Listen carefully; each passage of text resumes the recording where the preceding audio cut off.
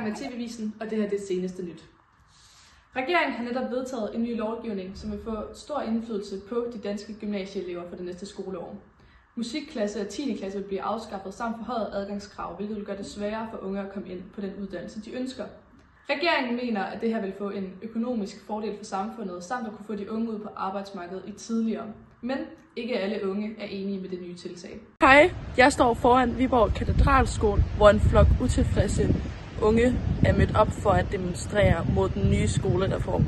Altså, jeg synes, det er en virkelig ærgerlig beslutning, som regeringen har taget. Jeg synes, at det fraråder rigtig mange unge muligheden for at få en lidt mere spændende skolegang.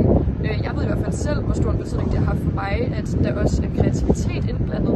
Og så synes jeg bare ikke, at de værdsætter, hvor stor en betydning kreativitet og kunstnerisk udførelse kan have for uddannelserne. Kreativiteten for de fremtidige gymnasieelever ser sort ud.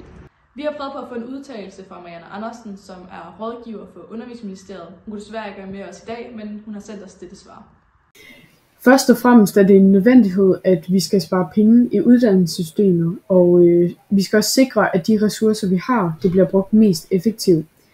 10. klasse har i mange år været en dyr mellemstation, og vi vil gerne være med til at skubbe de unge direkte videre i uddannelsessystemet eller ud på arbejdsmarkedet. Samtidig vil de højere adgangskrav til gymnasiet betyde, at det er de motiverede elever, der vælger denne vej, hvilket vil højne kvaliteten af undervisningen, og eleverne får størst udbytte af undervisningen. Jeg kan godt forstå, at de unge er frustrerede, men vi tror på, at der stadig vil være rig mulighed for at dyrke musik og kreativitet uden for skolen.